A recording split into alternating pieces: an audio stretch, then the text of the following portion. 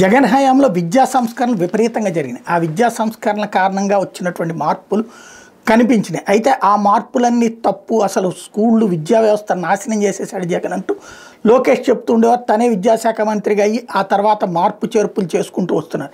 జగన్ అనేక స్కూళ్ళు మూసేశాడు అన్నటువంటి ప్రచారం లోకేష్ పెద్ద ఎత్తున ప్రజాగణం తన పాదయాత్ర సందర్భంగా చేసుకొచ్చినటువంటి సందర్భం.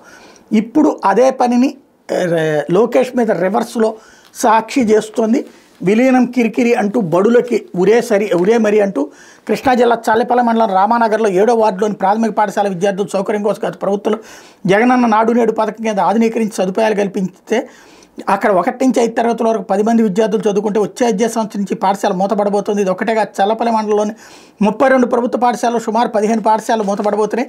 ఇందులో నాడు నేడు కింద పనులు జరిగిన 4 స్కూళ్ళు ఉన్నాయి. ఇదే జిల్లాలోని మోపిదేవి మండలంలో 28 ప్రాథమిక పాఠశాలలు ఉంటే వాటిలో 17 బడులను ఇతర బడుల్లో విలీనం చేశారు ప్రతిపాదన పంపారు.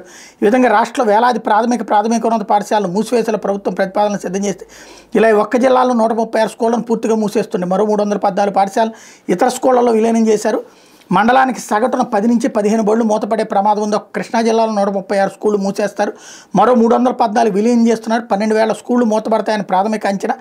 ఈవో 117 ఉపసంహరణలో చెప్పింది ఒకటి, చేస్తున్నది మరొకటి అన్నటువంటి కోణాన్ని సాక్షి హైలైట్ చేసింది.